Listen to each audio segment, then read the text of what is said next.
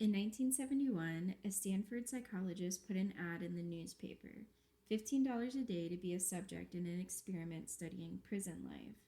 70 people responded. They were screened and given psychiatric evaluations. The most stable, ordinary college students were selected with no criminal history, no red flags, and nothing unusual. Then a coin was flipped. Half became prisoners and half became guards. Within 36 hours, one prisoner had a complete breakdown. By day 5, the guards were inventing cruel and unusual punishments for the prisoners. An experiment that was supposed to last 2 weeks was ended in 6 days due to the inhumane treatment of the prisoner subjects. What the experiment claims to have found was disturbing. Under the right conditions, almost anyone will become a monster. I'm so excited.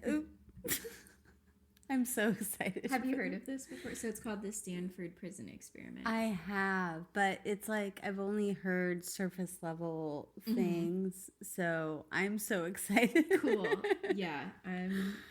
I originally heard about it on a podcast, but I can't remember which one. And then recently I heard Jezebel, like the TikTok creator, mention it, and I was like, oh, that was so interesting to me. Like when I learned about it, I want to do it on the podcast. Yeah, that's fascinating. I love it, and I'm stoked. Wow, right on. Cool, so how's your day been? My day has been good, but how has your day been? It's been good. I woke up at 4:15 to like a bit of like a strange, like, I don't want to call it sleep paralysis because like I knew I was sleeping. So like sleep paralysis, usually you feel like you're awake, but like I knew I was sleeping, but I was like lucid sleeping. So like I knew I was sleeping and I was like trying to make myself wake up and I couldn't, but there was something trying to get at my feet under the covers, and I didn't, and it seemed like it was trying to put my feet in its mouth. And you know what? I blame Love Island for the feet gremlin. Oh my gosh. I blame Love Island because there's been a lot of feet stuff in Love Island. Can we stop with the feet? It's been a lot. It's been a lot. Why?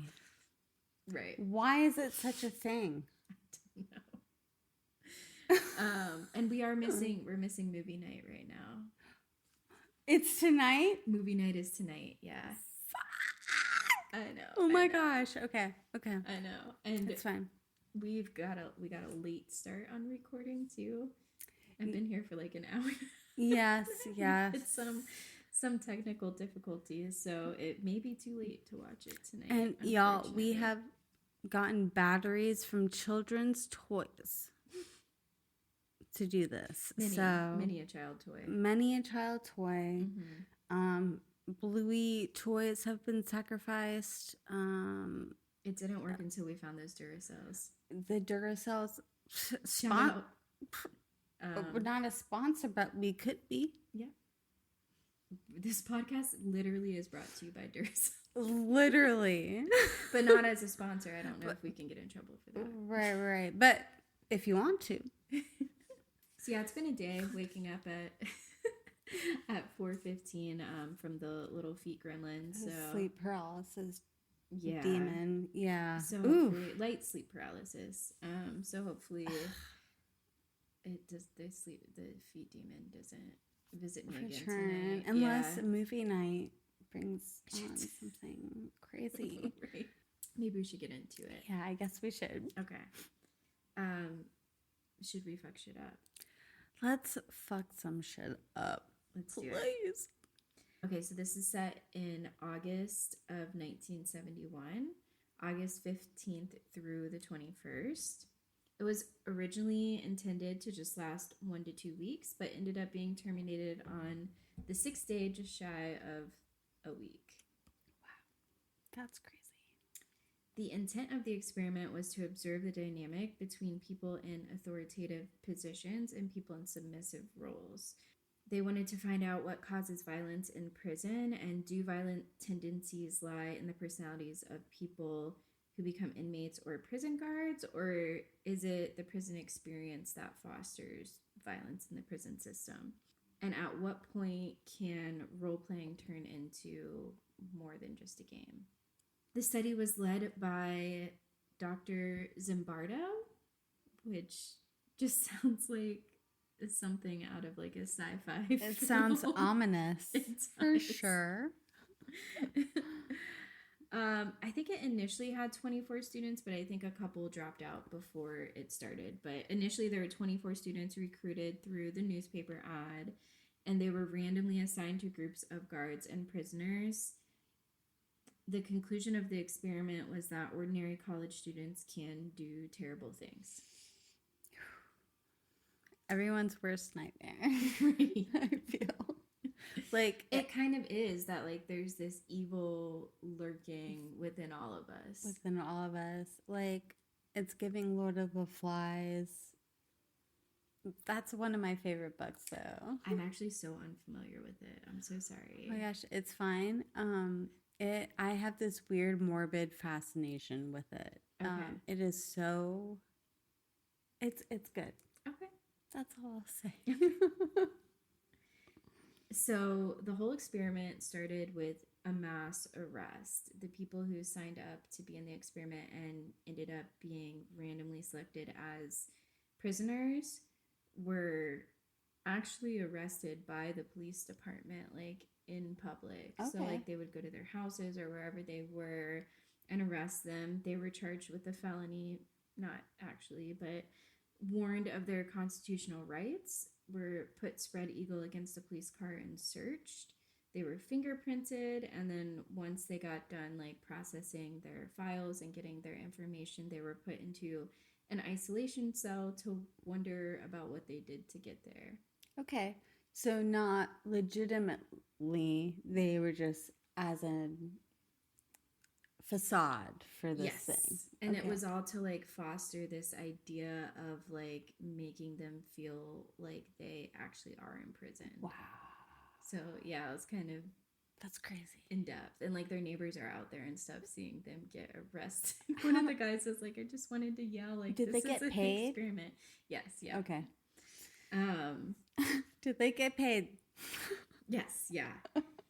So after they were in the isolation cell, they were blindfolded and transferred to Stanford County Prison, which is kind of intense because in a real prison situation, you're not blindfolded. Right. That's more like a kidnapping scenario. And it's like stripping you of your like human decency, I would say.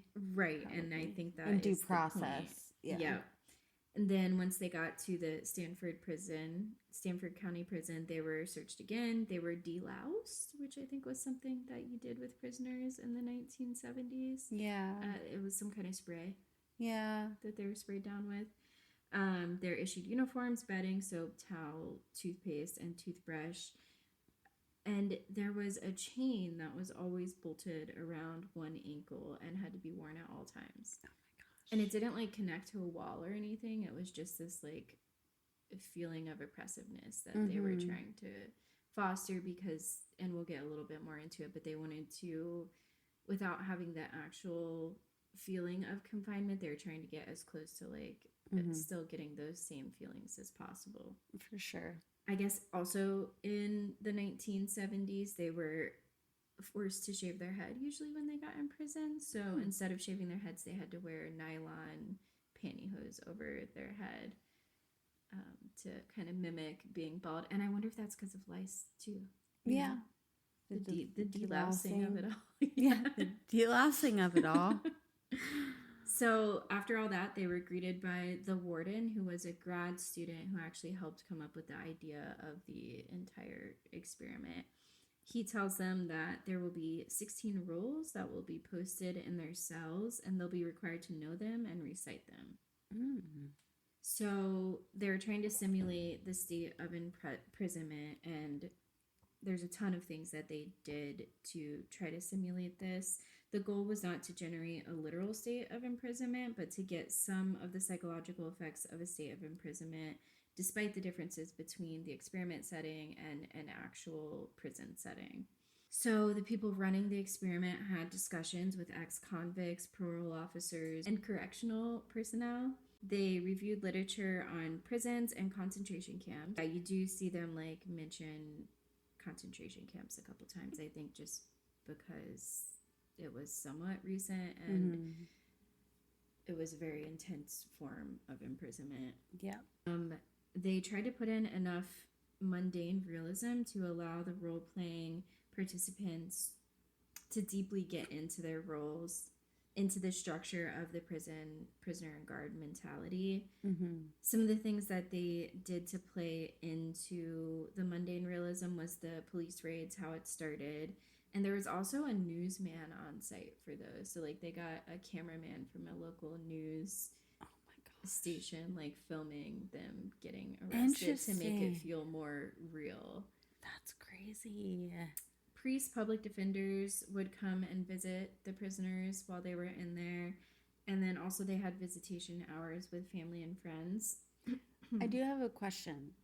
So were these people imprisoned for something in particular, like a crime, or was it just a general, like...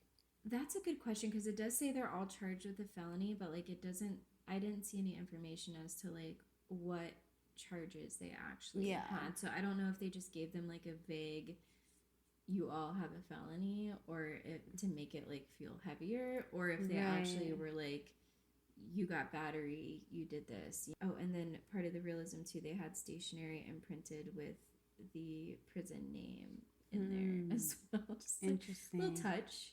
Yeah. I wonder if they had to make like prison food. Ooh, yeah.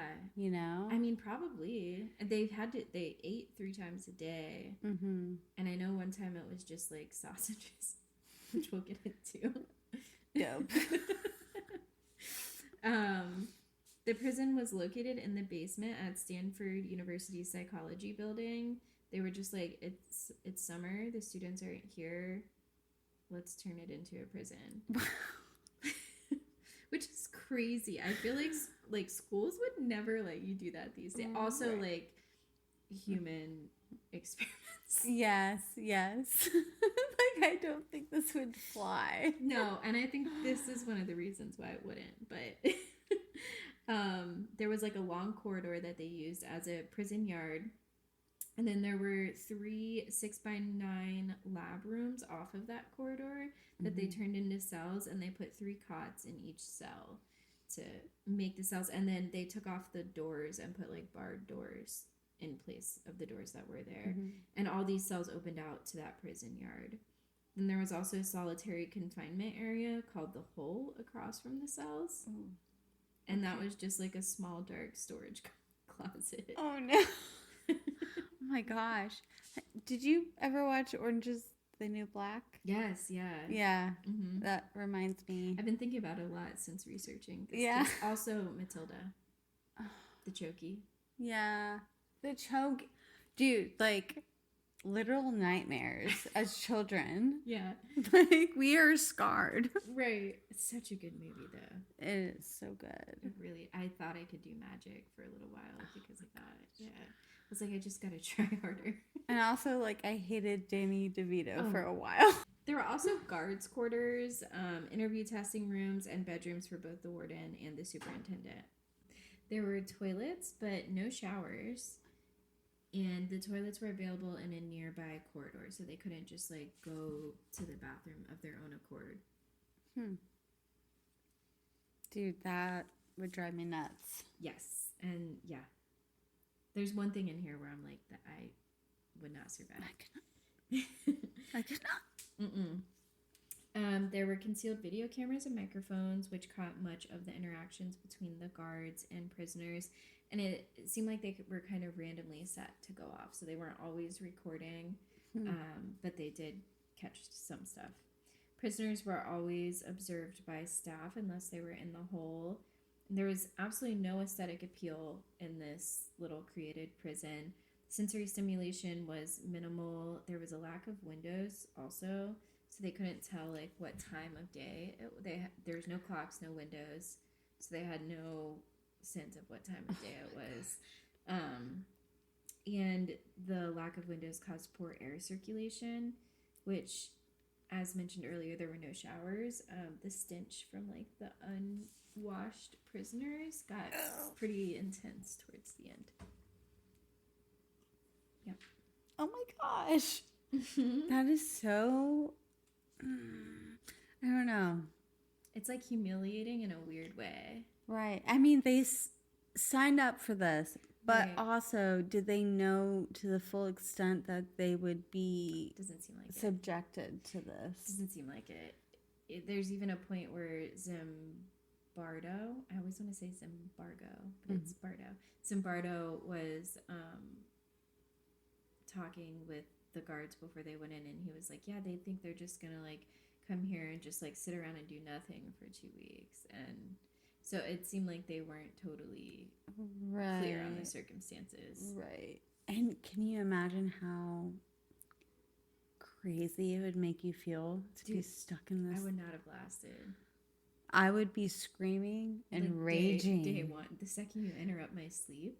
No. I'm out. Right.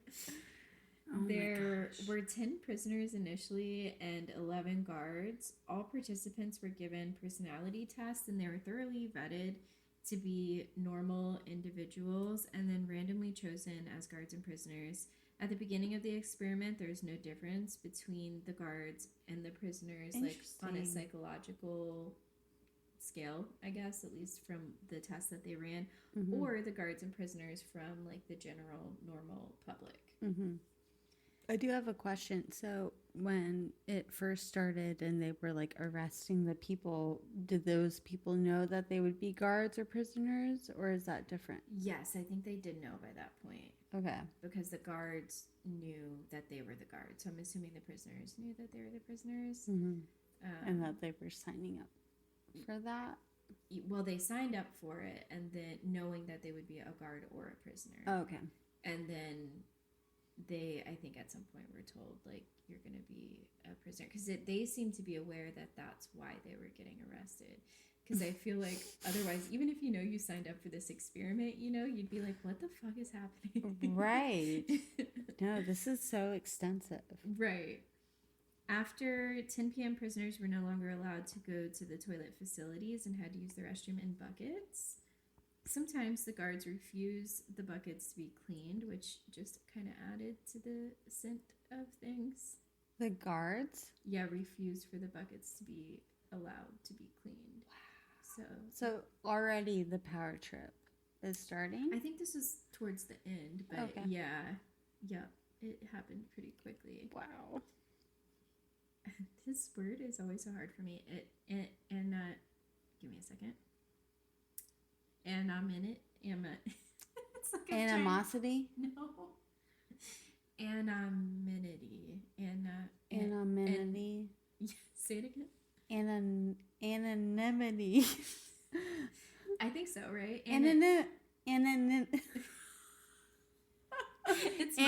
It's my version of an enemy. Anonymous. An enemy. A sea anemone. A sea. Yeah, but like an anonymous. Yeah, anonymity. Anonymity. Thank you so much. Wow. Oh my gosh. We're fine, y'all. Okay. Okay. Anonymity was promoted through various avenues, one of which was the ID numbers. The prisoners were not allowed to be referenced by their names. The guards and prisoners to each other had to call each other by their ID numbers, unless they did mention, if the prisoners call each other by name, like in private in their cells, then that's like one thing we'll find out. Oh my but gosh. Like, was there like a safe word? No. They actually signed contracts going in saying that they could not leave unless there was like some kind of serious like medical issue. I would like, I don't know, fake a heart attack or something. Right. They were I would be just like comatose. Right. I have a tummy ache. I have a tummy ache. I need to go. It does happen. And were these all men? Yes. They were all white men because they had to be normal. I was going to... And I just want to, for people listening, I had air quotes there, but like they specifically... Quote, unquote. Right. They specifically sought out Caucasian college students because they wanted normal college student. I know, it's, yeah, Okay. so annoying. You can see her side eye Mm-hmm. from miles away. Yep. So they also all had to wear the same uniforms to promote anonymity and not anonymity. That Thank you. That's the word. I really have to hear someone say it. Anonymity. Anonymity. I'm holding on to it. Anonymity. It actually sounds like a beautiful name. It does. It's just like cholera or something. It's like, oh, that's so beautiful until you know what it means. Yeah. That would be so sad actually for a name. But it's like so pretty. It is cholera. Yeah. Another thing they did to promote anonymity was that they all the prisoners had to wear uniforms, and these were like smocks that were like a dress, and it just like went to like mid-thigh. And they were not allowed to wear undergarments under it, so they were interesting. Just, like, so just free balling. Yep. Okay. And then they also had their personal effects removed, and this just made the prisoners seem similar to each other, so it was harder to distinguish between them or like care about them. They fostered a childlike dependency in the prisoners by having them ask the guards to use the restroom, write letters, or smoke a cigarette. Pretty much they had to ask to do like basic tasks. They tried to promote oppressiveness to simulate the state of imprisonment with the ankle chain, having no clocks and windows to mark the passage of that is the thing that would drive me insane. Oh God. And especially if they don't let me sleep, and that's because that's the only thing you have to mark the passage of time. I feel like at that point, bitch, I will be cranky. I think I actually would have a mental if I go like a couple nights without knowing the commit date and me. time. I'm free. So they had these things called counts as well, which would happen at least once on each of the 3 shifts. And it was just a test to test the prisoners on their knowledge of the rules and their ID numbers. Oh. So you just have to like recite the rules wow. and their ID numbers. Over the course of this study, the duration of the counts increased. It initially took about 10 minutes and towards the end was taking hours. And they would wake them up to do the counts at 2 and 4. So they were only getting like 2 hours of sleep at a time. I would count me out. If you're not my newborn baby. Right. I'm biting. That's it. Yeah. Oh my gosh. And how can you even escape at that point? There were escape attempts. So I'm like shocked. But I am, because I have I've never looked as far into this. So yeah. Anyway. It's referenced a lot too. Like just in not pop culture so much, but I feel like you hear about it. I don't know. I think I originally heard about it in school and then on that podcast. But anyways, the guards also were de-individuated. How can I say that and I can't say anonymity? Thank you so much every time you come to the rescue. Anonymity. Okay, so the guards were forced to wear the same khaki uniforms with silver reflected sunglasses, making eye contact between the prisoners and the guards impossible. They're also equipped with nightsticks, which is like that stick you can hit people with, I'm pretty sure. Whistles, handcuffs, and keys to the cell and the main gate. It was said that they received no formal training and moved with ease into their roles. And the experiment concluded that their training was from pop culture and media, movies, novels, and such like that, and how prison guards are like portrayed in pop culture. And you said they moved with ease into the roles. That's what the conclusion of the experiment stated. And it's also interesting that real prison guards have access to that same like media training as well. Interesting. So they did actually receive some bit of training though. They had it was like a 20-minute training session, and this is like debated on whether they actually did like have a training that may have affected the outcome of the experiment or not, because they were during the training encouraged to do things that would make the prisoners feel more arbitrary, like they had no control over their existence in there, and like make them feel more anonymous. And so they were encouraged to kind of take away their anonymity. And Was it the like prison almost the guards were. humanity? Yes, kind of, yeah. He didn't say those words exactly, but like it did feel like he was encouraging them in that way. So it's like, yeah, they didn't have a lot of training, and this is like on video. You can see it on the on the internet. So it's just like, does that bias the experiment? You know, and we'll get more into that. There was actually one guy who quit after that meeting because he felt like what was being asked of him was going to be intense. So before even getting into the experiment, he was like, I feel like you're trying to put me in this like uncomfortable authoritative position where I'm going to have to be like this tough guy, and that's not me. I don't want to do that. I'm a college student. But it's like, was anyone going to be forcing those people into being a tough guy, or could that guy have been No, but if you're getting paid and being told that this is your job, then I just wondered to what extent. Right.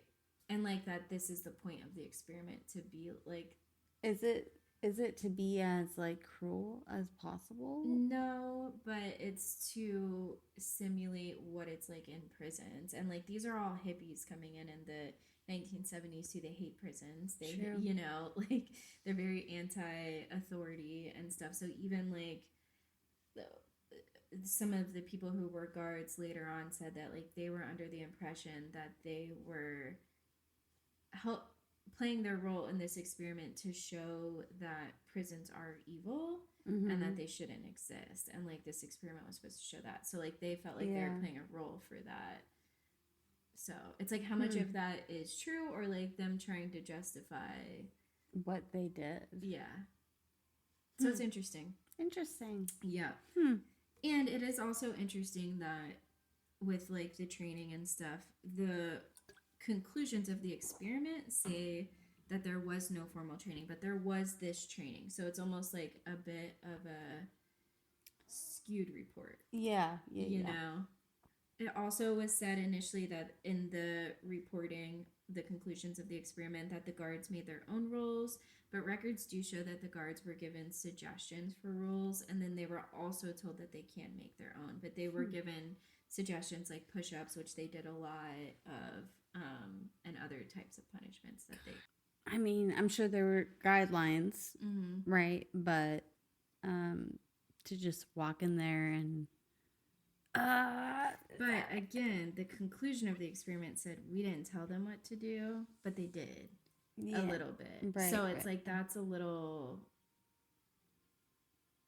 ingenuine is the word that's coming to mind, but that's not right. But inaccurate, and just interesting.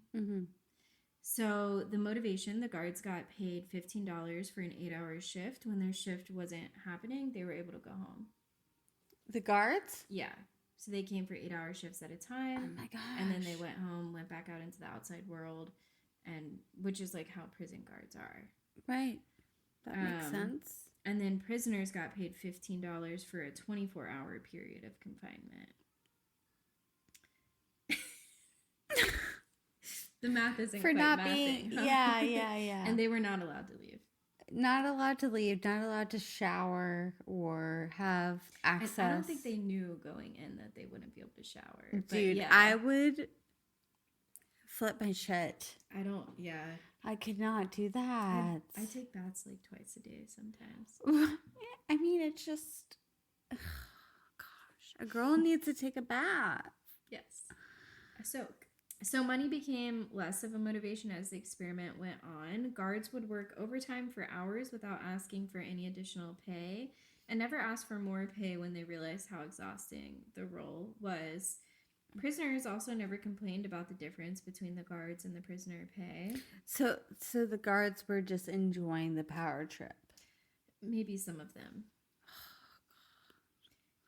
And by the end, all but 2 prisoners were willing to entirely forfeit their pay to be paroled. What? So that's like how much like the pay didn't even matter at the end. They're just like, fuck this. Yeah, like let me out. And yeah. they fully believed that they were like at this point in the wrong somehow. I don't think so, but they felt like they didn't have freedom to leave, I think. Oh my God. Yep. That's crazy. So here's some fun quotes from the guards that were either done during interviews or at some point during the experiment. Guard: I was surprised at myself. I made them call each other names and clean the toilets out with their bare hands. I practically considered the prisoners cattle, and I kept thinking I have to watch out for them in case they try something. Another quote from a guard: during the inspection, I went to cell 2 to mess up a bed which the prisoner had made, and he grabbed me, screaming that he had just made it and he wasn't going to let me mess it up. He grabbed my throat, and although he was laughing, I was pretty scared. I lashed out at him with my stick and hit him in the chin, although not very hard, and when I freed myself, I became angry. Oh my Lanta. Guard: I was tired of seeing the prisoners in their rags and smelling the strong odors of their bodies that filled the cells. I watched them tear at each other on orders given by us. Guard, who was preparing for the first visitors' night: after warning the prisoners not to make any complaints unless they wanted the visit terminated fast, we finally brought in the first parents. I made sure I was one of the guards on the yard because this was my first chance for the type of manipulative power that I really like, being a very noticed figure with almost complete control over what is said or not. While the parents and prisoners sat in chairs, I sat on the end of the table, dangling my feet and contradicting anything I felt like. This is the first part of the experiment. I was really enjoying it. Oh.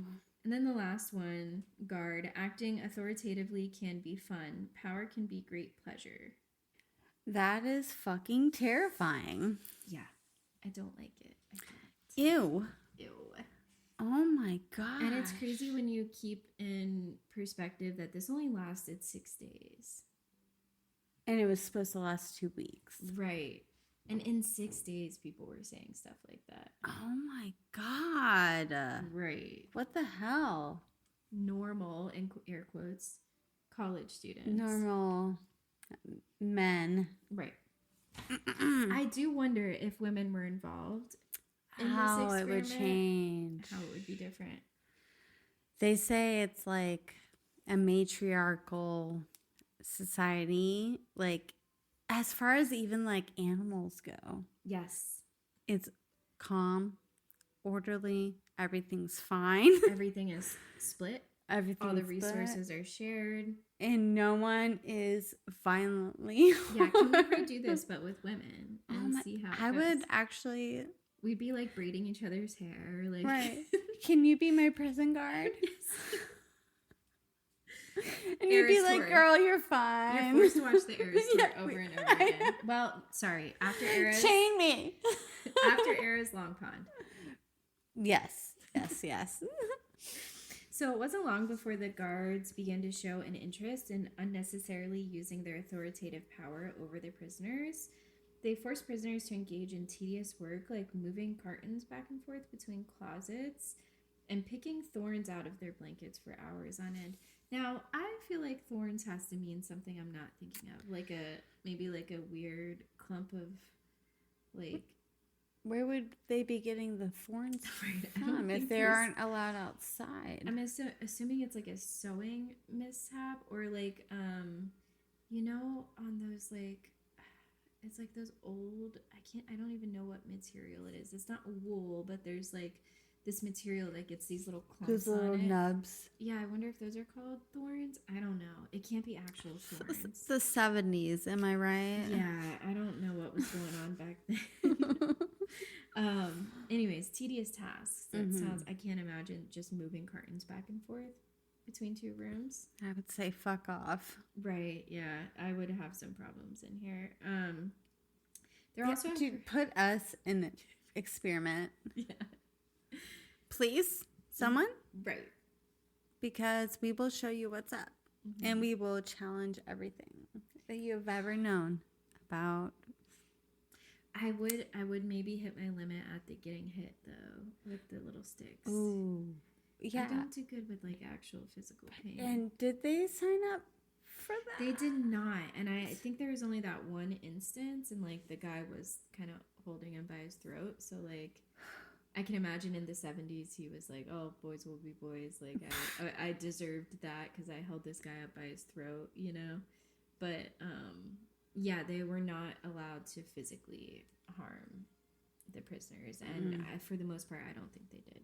Yeah. But they did emotionally. They were encouraged to humiliate each other publicly during the counts as well. And sometimes they'd be forced to do push-ups with like a guard or another prisoner sitting on them.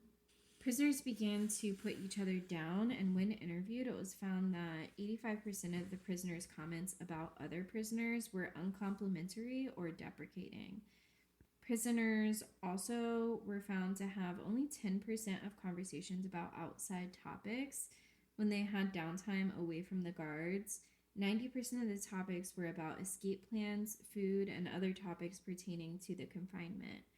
Because prisoners didn't talk about outside topics and only knew each other through the humiliating experience of this strange confinement, they never got to understand and respect each other. Most prisoners didn't even know each other's names or anything about the other by the time the confinement was over. Interesting. And that was because of their own fruition, or yeah, it was just like the things they talked about was just like what was going on that day. They never, and it's funny because like I feel like if you see like prison movies, like they always have that talk about like their background and like where they came from and stuff. And yeah, it seems like the prisoners in this experiment had none of that. They were just like talking about what was going on day to day. Wow. And like how they wanted to get out of there. I would say that would be like my first topic of conversation. It's like, who are you? Where are you from? Girls. Girls. On the second day of the experiment, there was a rebellion. Yes. Day 2. Okay. And the prisoners were actually kind of like, we know they can't actually hurt us because we're in this experiment, you know? Right. So they're like, we're going to fuck around. Like the prisoners and the guards a little bit, like, we're college students just fucking around some of the time. Right. So the prisoners decided that they would block the doors with their mattresses. And then I guess the guards were able to get in the door still. And then the prisoners ended up ripping off the numbers on their smocks.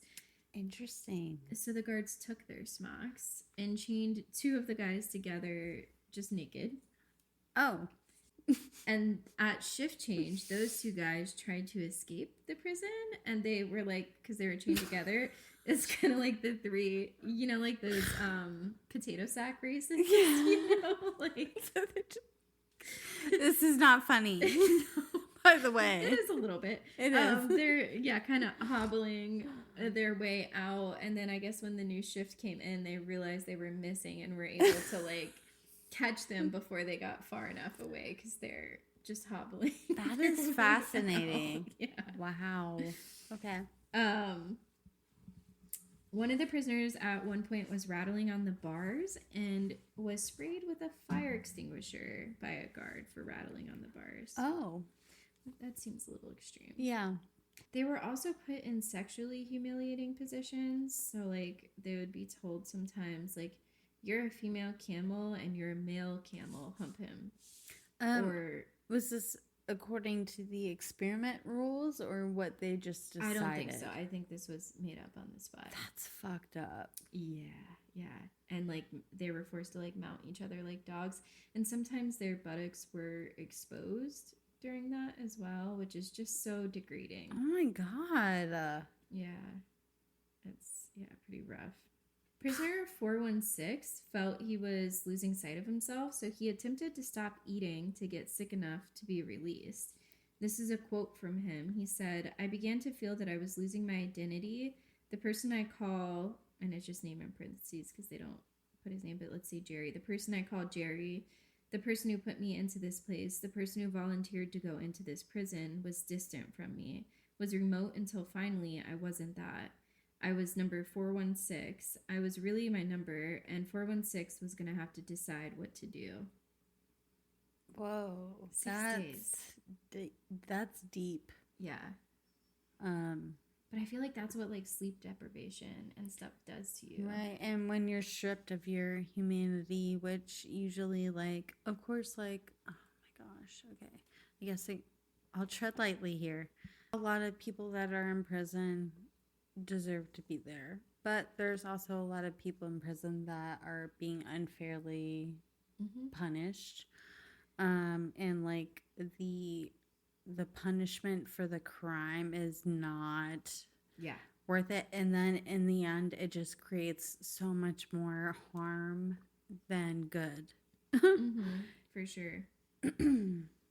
There was a prison guard named John Wayne who was the cruelest of the guards, and it's kind of funny. So his name was John Wayne because they're a bunch of college students, hippies in the 1970s, and they were all against the Vietnam War. And I guess John Wayne had just like spoken out that he was like pro the Vietnam War. So because this guy was so cruel, like they gave him the nickname of John Wayne because they didn't like him. And it was the other guards, I think, that gave him this name. That's crazy. Yeah. So John Wayne forced prisoner 416 to sleep with the cold, dirty sausages that he refused to eat that night. And then when he still wouldn't eat, he was kept in solitary longer than the experiment rules allowed. And they were observing him. So like they know what he's doing and they didn't stop it. You know, the people running the experiment. Zimbardo. Wow. He also made the other prisoners choose between having their blankets or releasing 416 from solitary. Most of them chose their blankets. Oh my gosh. Yeah. Wow. John Wayne said that he would curtail everyone's visiting privileges if 416 didn't eat, and the prisoners reacted by verbally and nearly physically attacking prisoner 416. In the matter of less than a week. 6 days. I know, that's what I keep coming back to. I'm like, 6 days. But you deprived me of sleep for 2 days, and like, I'm weird. Yeah, I guess it's like in the but the context, guards aren't deprived of sleep. Right, they're going back to their normal life. Yeah. Prisoner 819 was about to leave the prison early after having a crying fit, as it was described. Probably a panic attack. Yeah. He was about to leave the prison early after, and I could be wrong about who 819 is because I never actually had him. It just kind of lines up with the story I saw in the documentary too, so that might not be the same guy. But a guard lined up the other prisoners while he was like going through the process of being released, and had the other prisoners chant, "819 is a bad prisoner because of what 819 did to prison property. We all must suffer," over and over again. Prisoner 819 could overhear this and was found crying and wanted to go back into the prison to prove that he was not a bad prisoner. Oh my God. And he had to be reminded that this was all an experiment and that he was not actually a prisoner and didn't have to like prove that he was a good prisoner. And I think he did get released after that. It didn't say in that document, but it said something later that it sounded like he did get released. A chaplain came to visit and actually kind of reprimanded the prisoners for not having legal representation to get out of the prison. So one of the parents, before visiting hours the next day, gave her cousin's information to Zimbardo. Her cousin was a public defender who agreed to come in and speak with the prisoners. He came in and spoke with them and talked about bail money and promised to return a week later. The experiment actually ended, though, before his return. The experiment ended after 6 days and 6 nights. Zimbardo says that his girlfriend at the time came to see him while he was observing the night shift, And she actually started crying at seeing how the young men were being treated and told him that she didn't know who he was anymore. God. And he said that made him kind of snap out of like the state that he had been in over the last few days, and he ended the experiment the next day. Wow. And they ended up getting married later. Cute. But I mean, of course it'd be a woman to stop this. Of course. Right. Before the end of the experiment, 4 people had been released due to extreme emotional depressions, acute anxiety attacks, and 1 prisoner had a psychosomatic rash over their entire body. Wow. 5 prisoners remained until the end. Zimbardo claimed that the difference between the prisoners who remained and the prisoners who left early was that the prisoners who remained had a higher F-scale score, which is actually F-scale stands for fascist scale. And again, the 1970s. Whoa! Although it wasn't today. The higher your F-scale score is, the more likely you are to remain functioning for a longer period of time in an authoritative environment. Position. Yeah. Not position, but environment. So like for the prisoners. Wow. From the first day to the last day of the experiment, there was a significant increase in guards' use of domineering and abusive tactics. They were physically aggressive and used nightsticks and fire extinguishers to keep prisoners in line. Again, not often, but it did happen. It was only 6 days. Right. Such a quick time frame. For all this to happen, yeah. Used language to reduce the prisoner's individuality, like hey you, or referring to the prisoners by their ID numbers, and would insult the prisoners. There are different guard groups reported about in the conclusion of the experiment. There were a few good guys, which did small favors for the prisoners, and they were reluctant to punish them. However, the other guards also liked these good guys. So they were liked by the prisoners, but also liked by the other guards, because they didn't get in the other guards' way either when the other guards were doing their thing. Mm-hmm. So, and I guess this was like a thing in the concentration camps as well, that like the guards who would like do favors for people who are imprisoned also would not stand up to authority usually either. And would just, they were like the go with the flow kind of people. Right. Even though they like knew what's the bystanders. Right. Yeah. Yeah. A third of the guards were tough but fair and were mainly letting the prisoners know that they were just doing their job. Over a third of the guards were extremely hostile and cruel and appeared to enjoy their authoritative rules. Again, this is the conclusion written by We should Zimbardo. watch these people. You can. All the videos are online. I'm just saying, like, they need to be watched. Yeah, they're all old now. And a lot of them are in a documentary that you can watch, actually, that Nat Geo did. And they all seem like normal. Yeah. So this was part of like criticism of the experiment, that another way that they were saying that the experiment may be biased, because there was one guard who like wasn't being tough enough, and he was sat down by the warden and like pretty much encouraged to like be more tough on the be more prisoners. Volatile. Yes. And stuff. And he's like, I don't feel good about this. And they're like, no, you should. Right. Keep And doing like this. The point of an experiment is to watch what happens. You don't guide the conclusion that you want. Right. And that's almost, it's not comforting, but at least there was one person that questioned what was going on and said, hey, I don't feel good about this. Right. There were a few good guys. Yeah.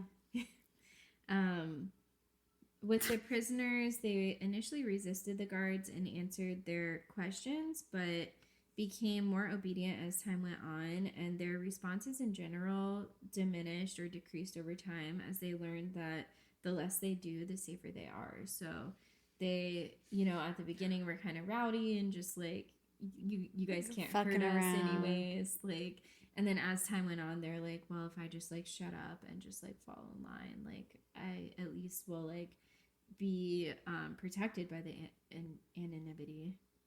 Anonymity. What? I used to not be able to say cinnamon, so. Oh. Anonymity. Yeah. There we go. Anonymity. Yeah. So here's a little hope. Here's a quote from a guard. Okay. What made the experience most depressing for me was the fact that we were continually called upon to act in a way that was just contrary to what I really feel inside. Interesting that he says continually called upon to act in a way. So that would seem that there was some kind of pressure bias to act in a certain way. Right. I don't feel like I'm the type of person that would be a guard just constantly giving out shit and forcing people to do things and pushing and lying. It just didn't seem like me. And to continually keep up and put on a face that is just really one of the most oppressive things you can do. It's almost like a prison that you create yourself. You get into it and it becomes almost the definition of you. It becomes almost the definition you make of yourself. It almost becomes like walls, and you want to break out and you want to just be able to tell everyone that this isn't really me at all. I'm not the person that's confined in there. I'm the person who wants to get out and show you that I am free and I do have my own will, and I'm not the sadistic type of person that enjoys this kind of thing. Okay. Well, that's nice. Yeah. That's good. Yeah, it doesn't seem like it was completely organic. They were forcing these guards to act a certain way. Yeah, I don't know if, like, not forcing maybe, but, like, I feel like they're... Right, or encouraging. Yeah. So Zimbardo concludes that even the most normal, typical, in air quotes for those listening, kind of person can become evil under the right circumstances. However, questions have been raised as to how the experiment was set up, and there are people out there who think that Zimbardo had a conclusion he wanted to draw from the experiment from the beginning, and that his experiment was biased to produce those results. For instance, Zimbardo reported in his initial results that the guards were given no training and were not told how to punish the prisoners. However, there's a video of a training session he had with the guards where he's encouraging them to create an environment to make the prisoners feel like they're arbitrary and like they have no control over their circumstances, and encourage the guards to create a sense of anonymity for the prisoners. Zimbardo also says he didn't tell the guards how to punish the prisoners, but there are documents that show that there were some suggestions for punishments, but also they were told that they can create their own punishments as well, and they do admit that they did create some of their own punishments. John Wayne, the guard who is known as being the most cruel, says that he was under the impression that they were running this experiment to show that prisons were evil.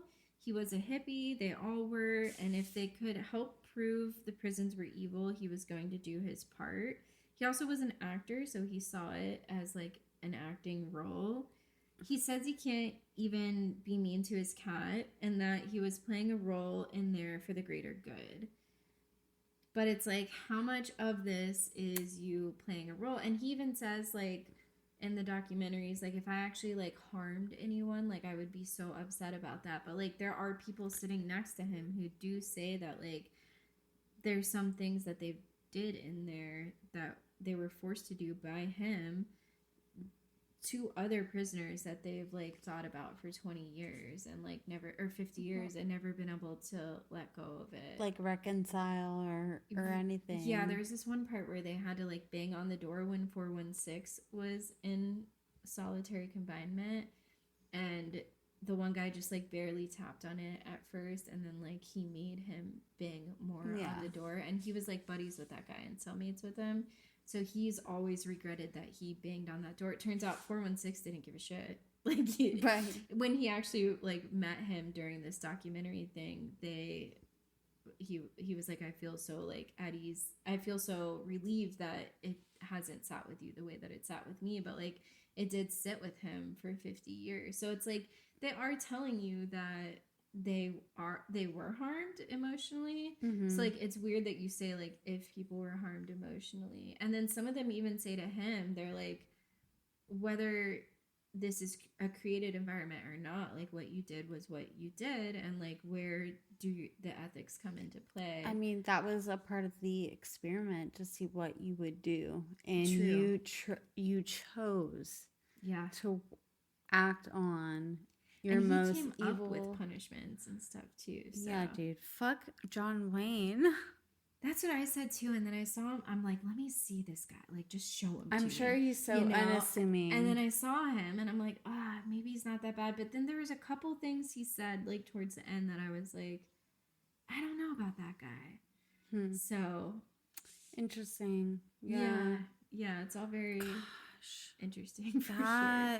Like, I feel like there's a reason why these kinds of experiments aren't conducted a lot. Yes. Or although they are illuminating. And Zimbardo has gone on to, this isn't in my notes, but I just know it from my research, but he's gone on to defend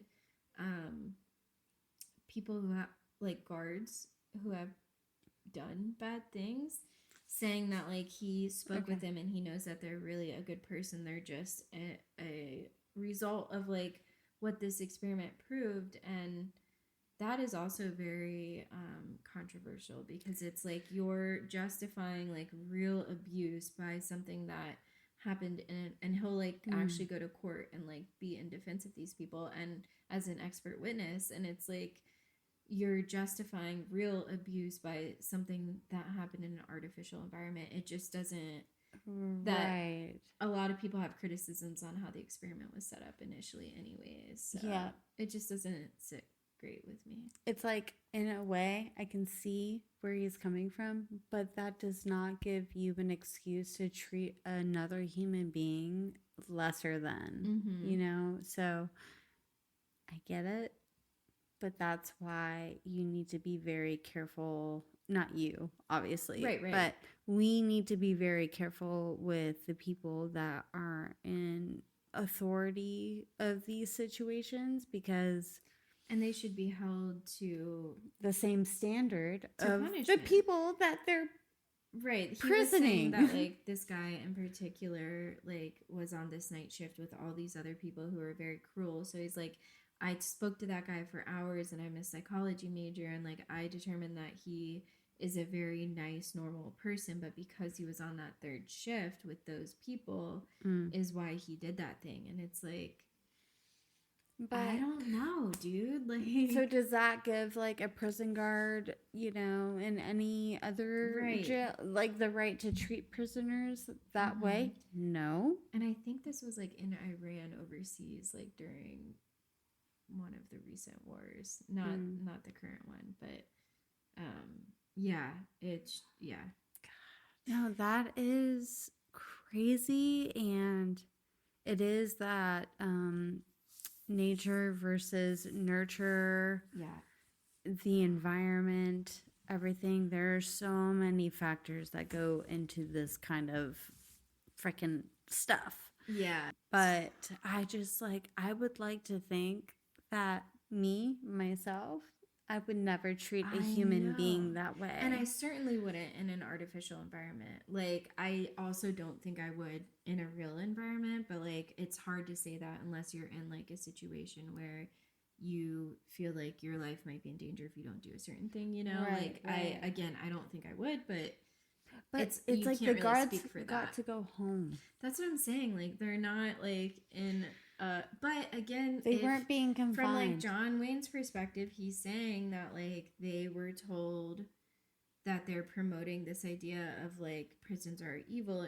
I don't know, if you come and do, I still don't think I could get behind it. But it's interesting to think about both sides. It is. Nat Geo did a documentary that was pretty good, and there's actually a movie out that. This is why everyone got together in the documentary, was because they were helping direct the movie that came out. And the movie is, like, super accurate to what actually happened, because they were on set being like, that's not what happened. Like, you can't grab him like that because it didn't happen. You have to grab him like this. Whoa. So it's very accurate. I haven't seen the movie. I watched the documentary. But the movie does seem like it would be interesting. Dang. We should watch it. Yeah. Wow. That's it. That's the Stanford prison experiment. It wasn't true crime, but, like, I'd say true crime adjacent, because it's about prisoners. Yeah. I know. I'm so glad that you talked about this, because, I've heard about it kind of read about it. Mm-hmm. Never knew fully what happened. So super interesting. Oh my gosh. I just like, it just blows my mind what people will do Yeah, I know. In 6 days. in 6 days. That's what I keep coming back to that. 6 days. It's crazy. Yep. And they just cut it Yeah. because it's A too woman. much. Because of a woman. There's also criticism on that. They're like, he didn't even say that that's what happened until like so many years after the experiment. Probably because he's embarrassed. Maybe, yeah. Or he just likes the story because it is a nice story. I don't know. Well, she's a real one. Oh my goodness. Yeah, that's insane. Since we've recorded last, we've gotten Toy Story. I think we were talking about going together and we ended up not being able to, but we both did see it. We saw the new Toy Story. It was so cute. It was very cute. I did think I was going to get through it without crying, and then a certain part happened and I was like, oh, I knew Toy Story would make me cry. There was a moment and it was just so sweet, like, because I saw it with my mom because she was in town. It was a sweet cry, whereas I will say Toy Story 3 was like brutal. Sobbing, is Woody gonna die cry. Exactly. And then he comes back wearing a poncho. Right. So it was a sweeter, like, bittersweet kind of cry than like I don't think I can handle this, or I might not be able to watch the rest of the movie kind of cry. It's like I knew kind of something about what would make me cry, but when I actually saw it in the theater and just having my daughter there with me and my mom, I literally. I mean, I was in the same position too because I had my kid. It was his first movie ever. Oh. And then my mom with me as well. And at that certain part, I looked at my mom and I just went, no. I can't. And we both just started crying. Right. It's just such a sweet moment. It was. I'm glad you got to experience that with your mom too, because I think it is truly a mommy daughter. Yeah. It was cute. It was very cute. Austin this morning, he's like, you have a big weekend coming up. I'm like, oh, like the 4th of July? What? Yeah. He's like, no. He's like, I'm surprised you're not already saying it. And it was Taylor Swift getting married. Wait, is it actually definitely happening? I think so. Like, it's so hard to tell. I'm confused. It seems like it is happening at MSG. Yes. And like, it's crazy because I feel like everyone, like when those rumors first started going around, everyone's like, no, it wouldn't be there, and it wouldn't be then. No, I mean, I don't see why not then, but like there.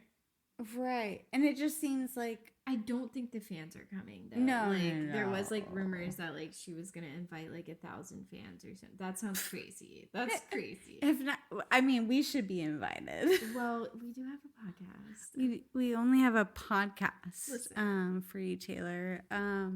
But it's fine. It's fine. But no, I did think it was weird, and it's just very public.